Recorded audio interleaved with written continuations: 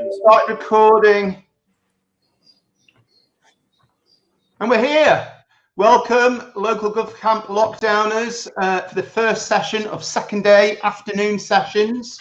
We're going to be looking at collaboration using Agile digital platforms this afternoon with the guys from Mendix Objectivity and also some digital involvement from Greater Manchester Combined Authority. Before I hand over to Nick from Mendix, just a quick bit of housekeeping. If you've heard this already, tough. On the right-hand side, we have some bits of functionality for you to use. There's the chat box where I would urge you to put any comments, opinions and thoughts that are brought about via the very interesting content that you're about to hear. If you have any questions, please put those in the Q&A box, only because what that will do is it'll keep the chat and the questions nice and clear and concise, but also you can vote on questions and prioritize them. So if we are stuck for time at the end, obviously the guys can prioritize. So I think that's enough from me. I'll now hand over to Nick from Mendix. Nick, over to you. Thank you so much. And I will share some slides with you, which I hope everybody can see on screen. So as Nick mentioned, I'm Nick Spadafora, and I have responsibility for public sector here at Mendix. I'm joined today by Warren, who is a Mendix solution architect, and Nigel Lomas from Objectivity, who is our partner at GMCA. Now, I'm sure every presentation thus far has highlighted the extraordinary times we're living in, and how their solution is perfect to address all those challenges that this period brings. And of course, I would love to do that today, but I did promise that this would be a non-sales pitch, so I will do my best not to do much selling, and that we would spend our time learning from GMCA and from seeing the product in action from Warren later on. But of course, all those who'd like to hear more about rapid application development and how it can address COVID and create new applications to help that can get in contact with me or Nigel later on, and we'll happily give you an overview. So I will just jump to my next slide. You may know this already.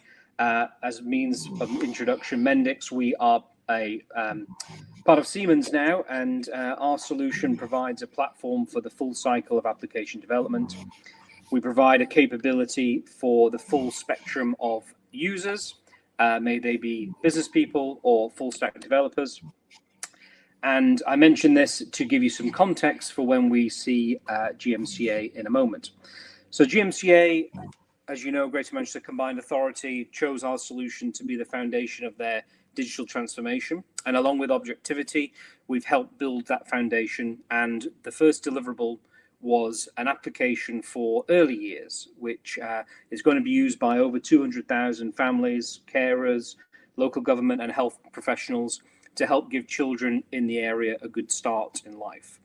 Now, unfortunately, GMCA can't be here in person, so something has come up for them. So very, very quickly, yesterday, I videoed an interview. So I'm slightly more casual yesterday, and you'll see an overview of what GMCA have been up to. So I would like to play that now, and if we can field questions about GMCA at the end of that, and then Warren will give us a demonstration.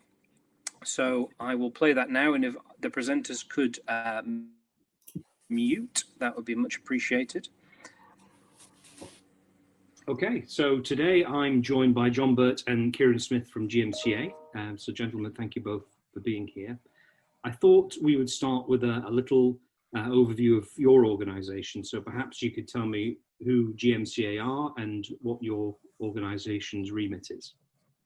I don't know if you want to take that, Kieran. So I'll start on this, John, if you want to come in as well. So Greater Manchester Combined Authority is, as it sounds, a combined authority in the Northwest. It's made up of 10 independent councils, and the leaders of those councils and the mayor. And the combined authority is supposed to be reciprocal for the devolved powers as well from central government, and really strengthens the voice in the region and allows us to have a stronger voice for communication with central government. In addition to the councils, it has strong ties into the Greater Manchester Police, the fire service, and it's also does also contain Transport for Greater Manchester as well, so a large remit of public sector organisations. And it's obviously closely linked into the health service and the health organisations we've got across the region as well. John, if you've got anything else you want to add on that one? Yeah, I think the thing as well with Greater Manchester is the devolved health funding that we have, which is unique in the country at the moment, and we were, I think, the first combined authority as well.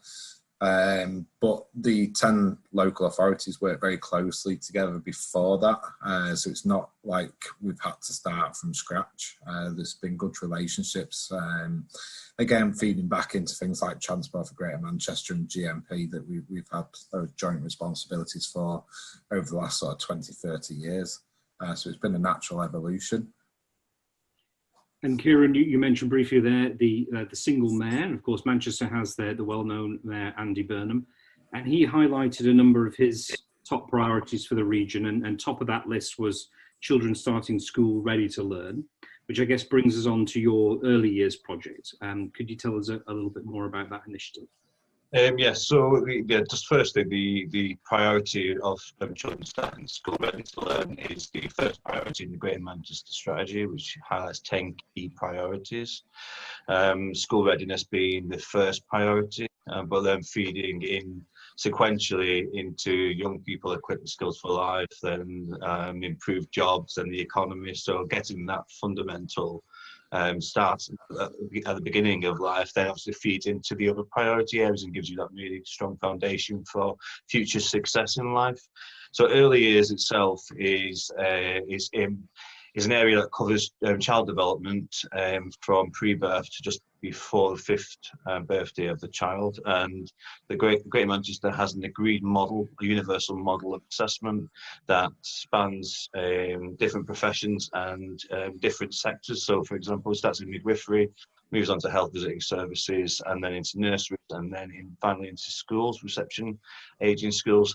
And there are 8 developmental stages in the early years delivery model, offered to every single child across Greater Manchester. And the whole point of the early years delivery model is to identify any needs as early as possible, such as communication needs or social, emotional, developmental needs, and then put in services to tackle that need and try and get that child back on track developmentally, or at least reduce the significant delay in that child's development.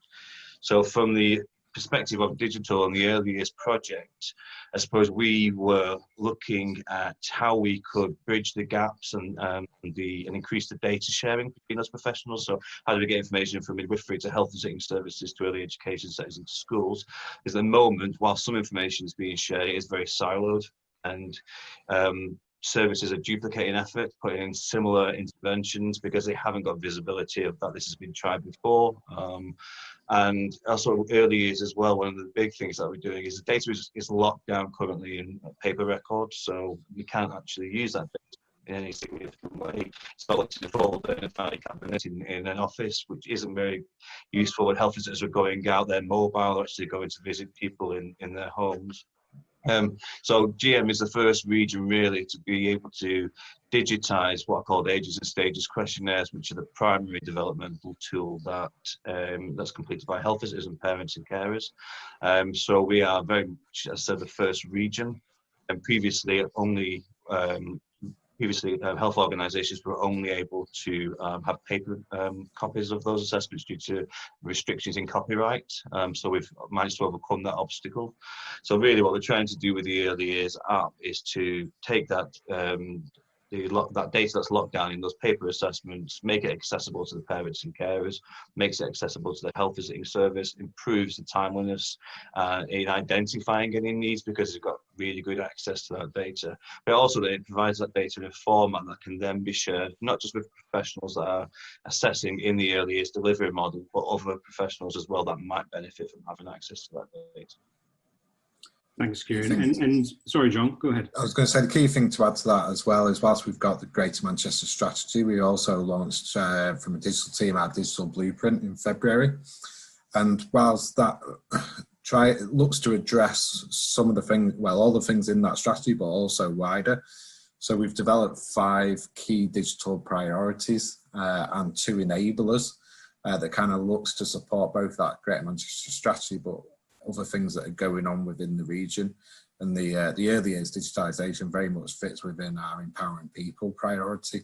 And as Kieran says, really putting data back into the hands of the citizen, and so they could see what's going on through lots of different government organisations that are involved in the service provision within the region. And the project and the initiative we're talking about there had a number of challenges which you highlighted there, Kieran. What was it that made you guys turn to low code and to Mendix? What was it about that helped meet your objectives? So I think we tried going out to market to start off with, to see if there was anything out there that could meet our needs off the shelf. And I was involved in a previous role at the time.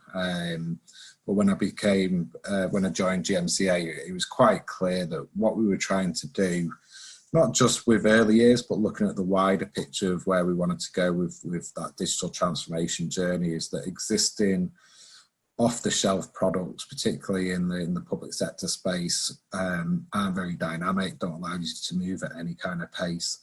And that was, as we went out to procurement, we found that very, very quickly. So what we looked at is more of a componentized architecture to support some of the digital transformation pieces that Kieran mentioned, but also a lot of the integration work that we need to do with existing siloed systems. So really looking at ways of breaking those barriers down between different information silos. And the original procurement wouldn't have delivered that.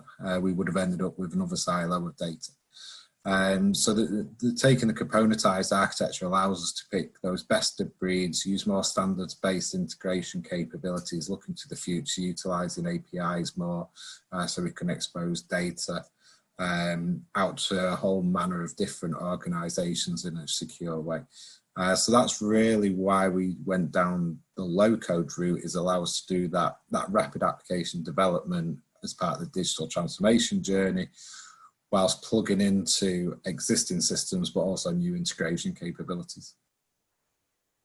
Now, when you launched the digital blueprint that you mentioned a second ago, I was at the event and had the opportunity to meet with some of the stakeholders in the particular first early years app.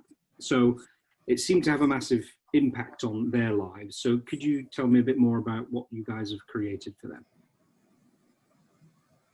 I'll start with this one and hand over to you, John, if you've got any additional comments. Yeah, so I think we've got various phases of what we're actually trying to achieve and what we're actually developing. The first phase that we've been looking at is focusing primarily on, as parent carers, giving access to that data and ownership of that data, but also health visiting services. Health visits being one of the predominant, predominant assessors through the early years delivery model. So what we've done is we've created a mobile product that notifies the parent carers when an assessment is due for that child, puts the ownership back on the parent carer, provides the parent carer with streaming content, videos, makes it a really usable and rich tool for them to actually undertake assessments that previously have just been sent out in the post. And it also strengthens those communication channels between the health visitor and the actual parent carer, gives them access to data in real time, and obviously really enriches that process for both parent carers and professionals. What we are doing, what we have started to do, is branch out from health visiting into education settings as well. So we're doing a pilot area at the moment where we're demonstrating how the data collected at the health visiting stage can be then of benefit to subsequent professionals that are receiving those in different settings, and can then actually make better informed decisions based on what's come across from the health visiting side, aren't duplicating efforts, understand the child's needs better, and then that therefore reduces the gap or potential gap that that child could fall back further because of those development needs that they have. So yeah, really just bridging the gap. And I think it's really exciting because we're bridging the gap between health and education as well. It's one of the first times we've been able to move out of one sector and then into another and demonstrate the benefit of that as well. Yeah, and I think referring back to the componentized architecture that we've developed, it's very much, which we're calling the GM digital platform, and really it's a toolbox of different technologies that we're bringing together to allow us to meet different use cases that come along. To start off with, there was a lot of focus on the technology, and what we've been keen to do is really move away from that and just really look at it as a platform that we utilize to deliver those use cases. In particular, with regards to the early years app, just to kind of reinforce a kind of rapid application development. It's not just a few screens. There's 50 new screens been developed as part of this application, and that includes digitizing 42 multi-A4 page forms into the app, and allows us to coordinate health visiting, provide feedback. But the fact that we've developed that in about 20 weeks, when we actually took a step backwards and looked what was achieved in such a short space of time, and that was working with partners as well. But adopting that kind of cloud first and cloud native where we can, we've estimated it took about 10% of the time, and 90% quicker than developing it using like a raw HTML or a traditional development approach. And I guess when you're putting in that amount of effort, you need to make sure that the application that comes out the end of that effort is right for those users. And you had a number of different user stakeholders. How did you make sure that you were going in the right direction and providing the right tool at the end? I suppose the development, as John was saying, was rapid, and we were able to develop a really effective product at pace. A lot because we were a combined authority and we work across 10 different localities. That means 10 different councils with 10 different health visiting provider services. So we had to do a lot of engagement, and that was one of the major challenges that we had, I suppose, is making sure that we were developing something that was attractive and could be deployed across all the localities, and replicate that benefit that we were trying to achieve with the app. So I mean, we did a lot of frontline worker engagement. We had GM user groups where we would invite users in and really look at the consistent processes, consistent assessment, and build and focus the rapid build on those processes. We also had a lot of engagement with actual parent carers. We went around to health visiting clinics and actually talked about what we were trying to do. And I think the overwhelming feedback was, well, there was why are we actually doing this now? Why is it taking so long to actually digitize these forms and provide these in a digital format? So yeah, a lot of extensive engagement, but I mean that really fed into the development that allowed us, because we did all that work in advance, allowed us to then develop and build the app at pace, as John said.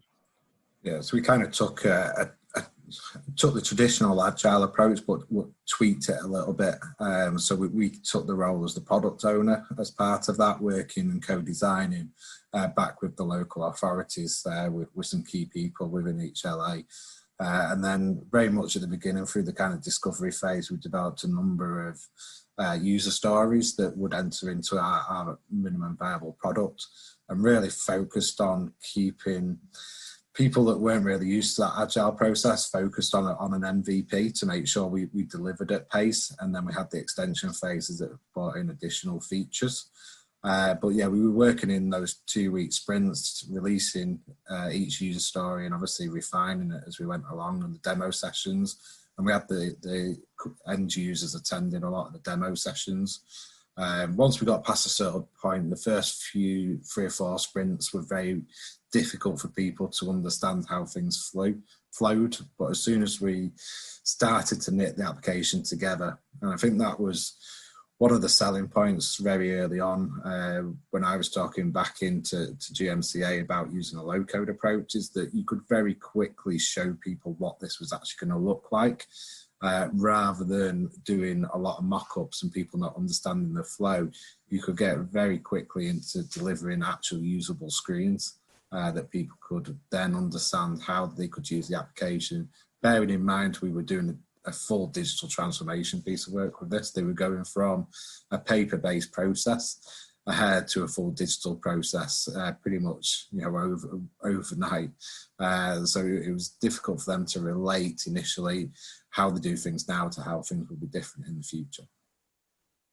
And that impact that you've made on the jobs and the roles that these people perform, Elise Wilson publicised some huge savings around the platform and the blueprint, as well as that side of things. What do you guys see as the main benefits of the project? I think the key thing with the savings is we're not really looking at those as savings as such. It's more releasing time and capacity within the system. Greater Manchester as a region is growing significantly, and it was really about releasing time for health visitors in particular to be able to focus on those most in need.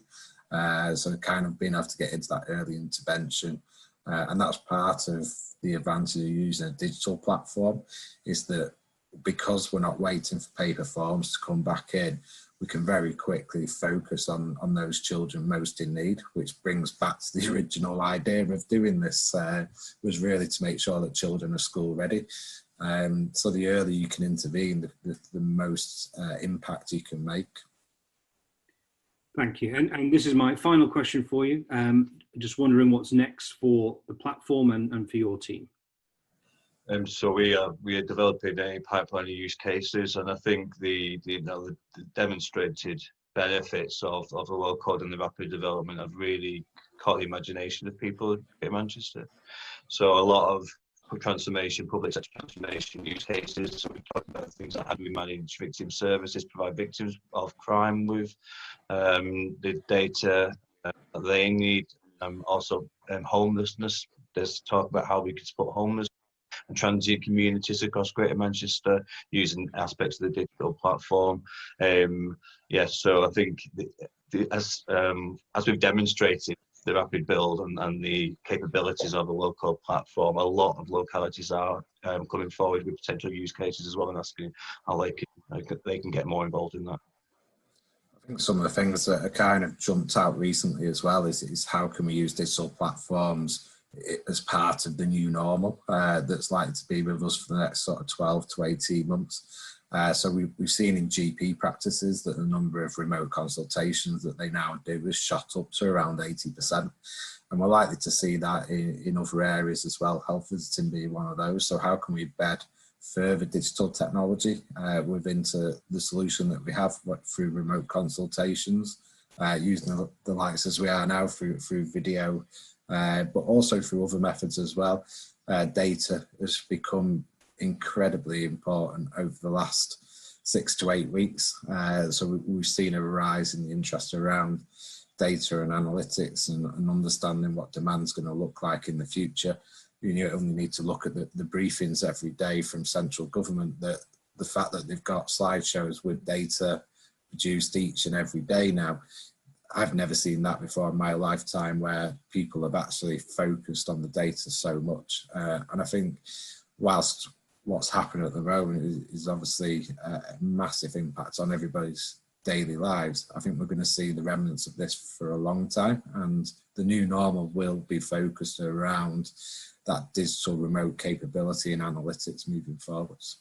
Yeah, I think it's interesting as well, school readiness. If you take the example of the early years app that we've developed, what we found during the pandemic is that as health visitors have been redeployed to support with other priorities, is dealing with COVID-19 related activity, the focus has been much more on the parent carer. And we're in discussions at the moment with health visiting teams to understand how we could rapidly tailor the app to actually put more focus on the parent carer while reducing this strain on actually the health visiting teams as well. So having a low code and platform being able to develop locally supports us in that rapid change that's needed to deal with the current situation that we've got in Greater Manchester. Yeah, the word pivot has been used a lot over the last 6 to 8 weeks, and being able to pivot for the solutions that we have and move them in different directions. And if we go back to where we were sort of 12, 18 months ago and the products we were looking at, that would have been near on impossible to do it in the timeframes that we would have needed. The fact that we can change applications within within days and weeks now, rather than waiting for a supplier to release something in 3 to 6 months. Kind of shows the advantage of that component-based architecture that we've developed, but also utilising a low-code platform at the heart. So, gentlemen, I know it's a super busy time for you guys, so I want to thank you very much for your time. It's very much appreciated, and look forward to speaking to you again in the future. Thank you. Thanks, Nick.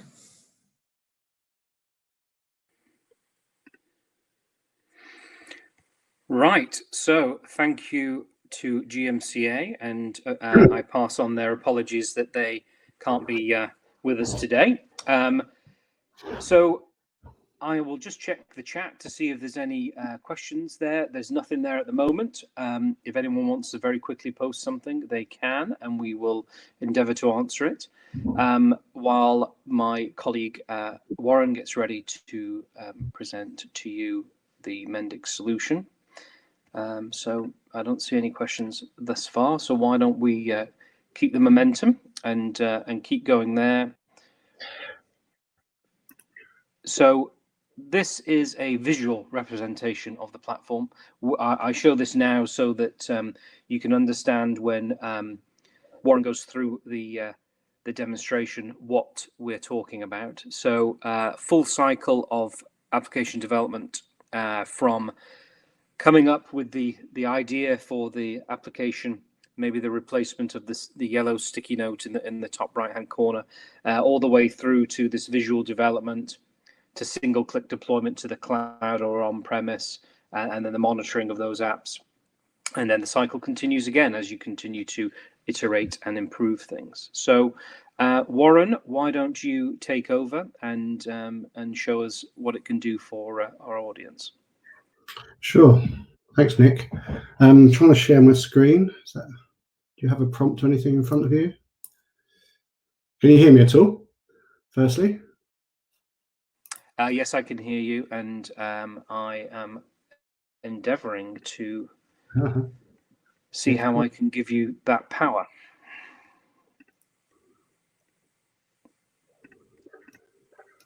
Seamless.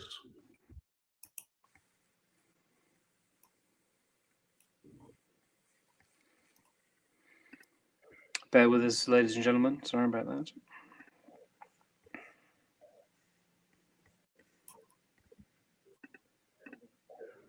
So my screen has just kind of frozen on me. Google Chrome not responding.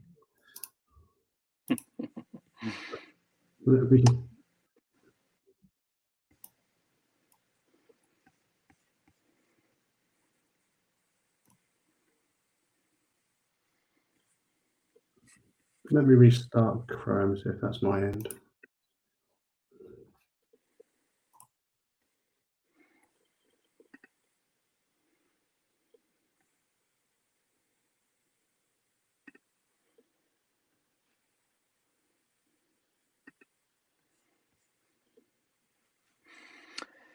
Bear with us. Nick Hill, I don't know if you have any suggestions for us at this stage. We're having a screen share issue.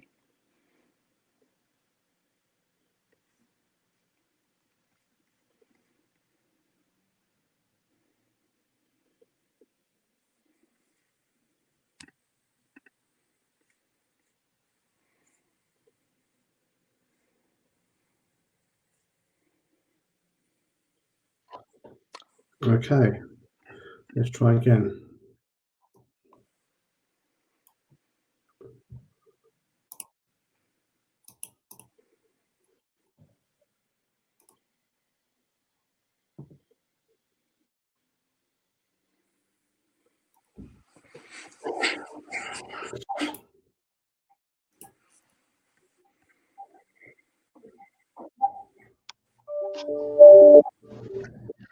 Hi, Nick. Warren, what's happening?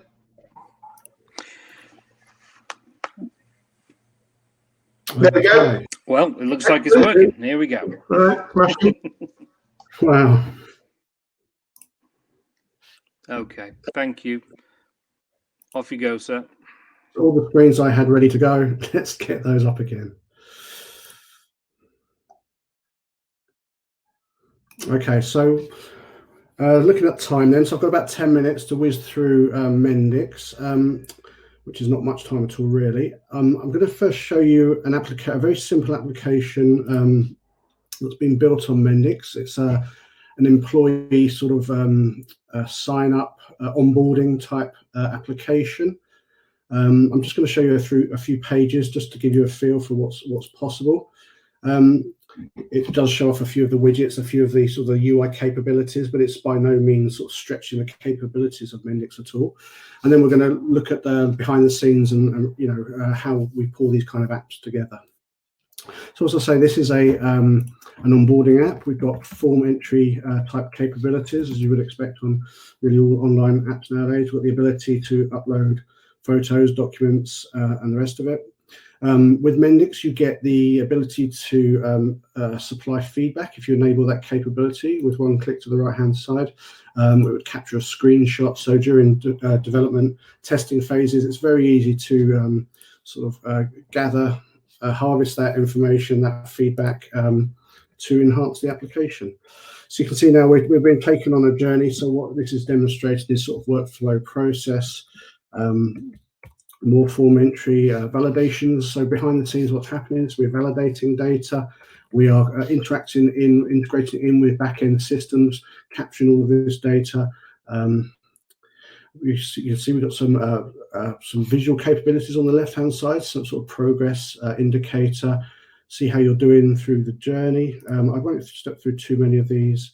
But what we've done really here is we've pulled together lots of widgets, lots of pre-built components, and that's one of the key aspects of rapid application development, is not reinventing the wheel. So we're not writing code at any stage. We are just literally choosing which widgets would look good and would provide the most value on which part of the page.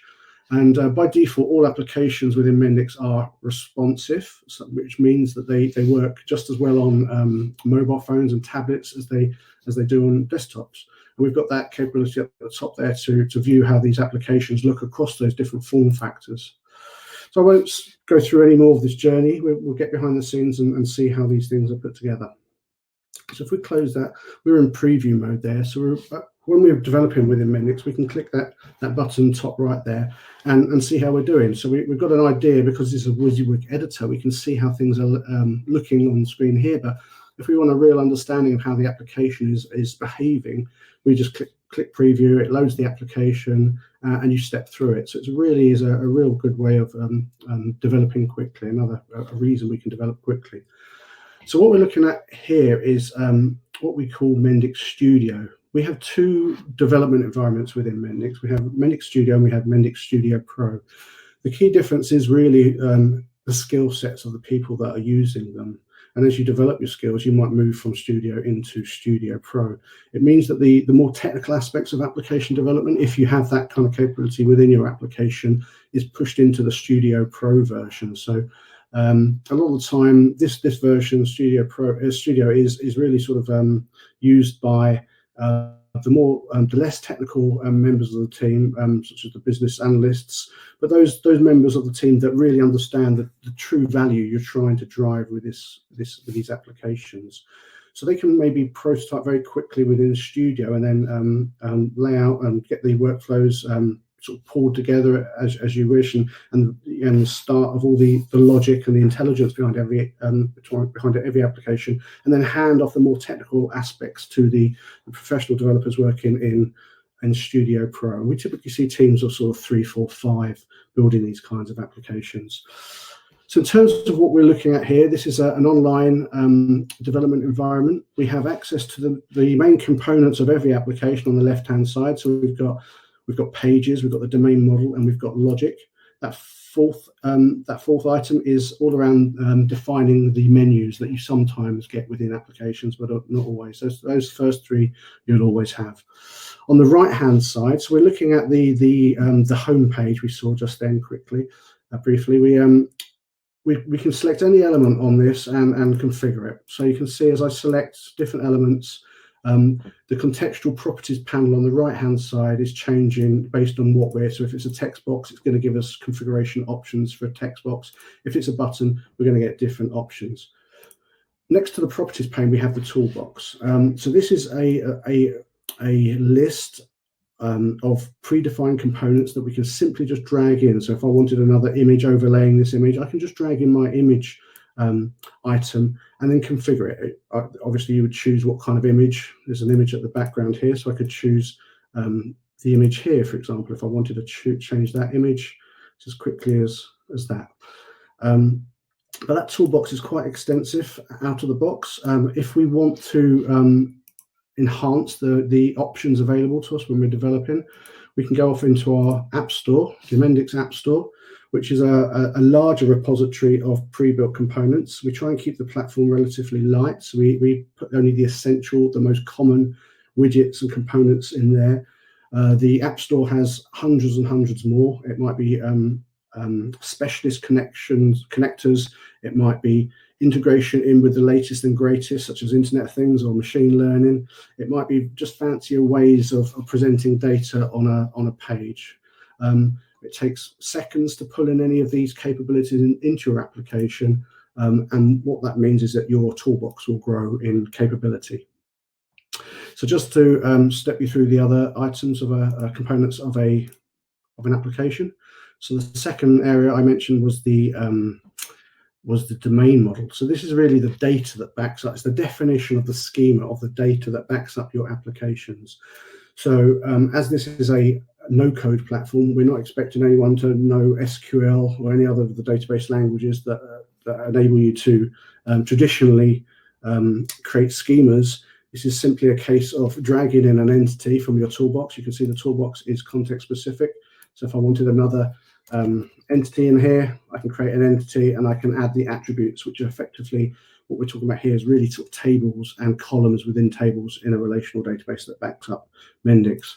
So it's as simple as that. And then once we have our entities defined, we can define the relationships between the entities, which really sort of enforces data integrity between the entities. So it prevents objects of data being deleted if they're referring to other objects within the database, which is a very key aspect if you want to keep your data integrity.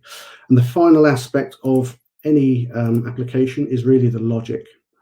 And traditionally, writing the logic for an application can be the most complex part, and it can take a long time. With Mendix, it's simply a case of selecting the right item from your toolbox again, and dragging it onto the pane, the work area in the middle, and configuring it. So if I wanted another decision block at the front here, I just simply drag the decision block in and configure it. What we also have with Studio and Studio Pro is what we call Mendix Assist. So this is a piece of sort of AI. It helps you build out your logic even more quickly. So if I wanted to close the current page, what it does is it looks across all of the applications that have been built in Mendix historically, and it learns how these pieces of logic have been built traditionally, and it will make the suggestions based on what it's seen in the past. So I simply click on Mendix Assist and choose which elements there. And if it's not one of the ones, the predefined ones, then I go back to my toolbox. So it's as simple as that. The Studio Pro version of Studio Pro, the toolbox in Studio Pro has a lot more capabilities, as you would expect. So when you're starting to look to integrate in with other solutions, backend systems, it's the toolbox within Studio Pro that will give you that capability. The toolbox within Studio is relatively simplified, but you still have a lot of power. You can create objects here, you can work with data, you can open pages, you can call other microflows, so you can layer up your logic. So it is very powerful, even from the Studio tool. Moving on then, so providing a platform that enables rapid application development is not just about providing a development environment. It's two other aspects to it in my eyes. It's the management of the application across its full life cycle, and you can do that with every application you build within Mendix. So down the left-hand side here, what we're looking at here is what we call the developer portal. So Mendix is we enable complete lifecycle management, from sort of capturing of requirements, definitions of your sprints, and your user stories within Sprint. So we're an Agile aligned or Agile focused development environment, and we're Scrum aligned. So we help with the requirements capture and the sort of the burn off against all of those.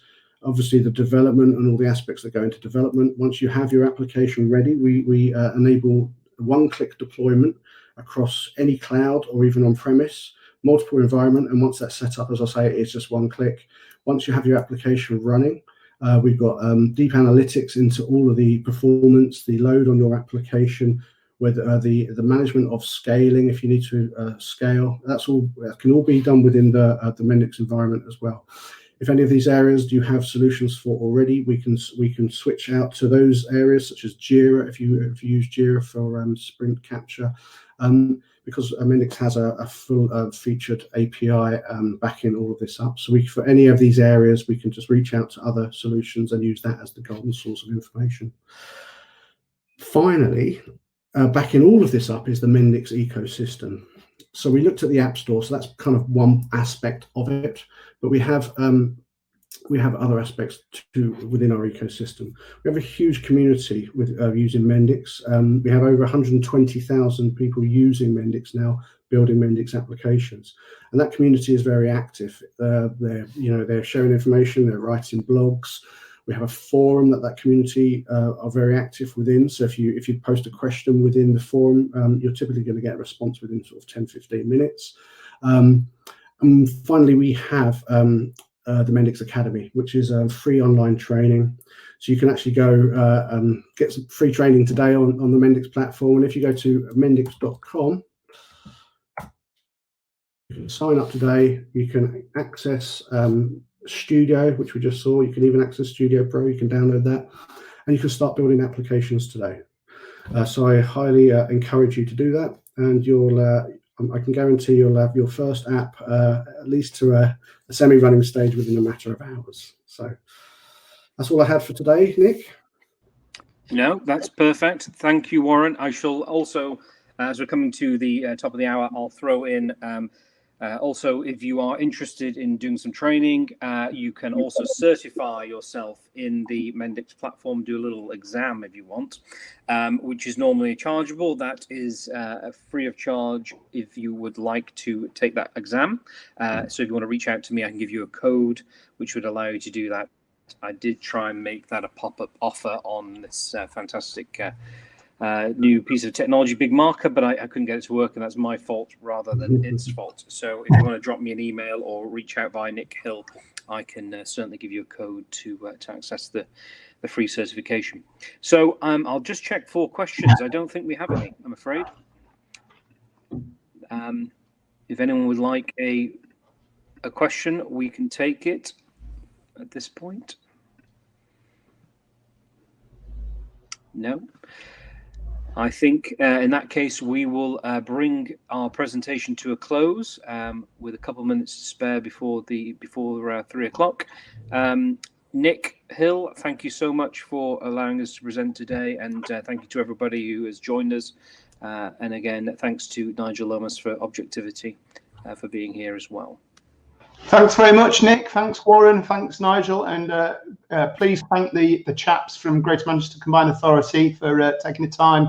Very interesting. Obviously, Manchester's my hometown, so I have had Greater Manchester Combined Authority get involved and present some of the work they've done around their MHCLG local digital funded project.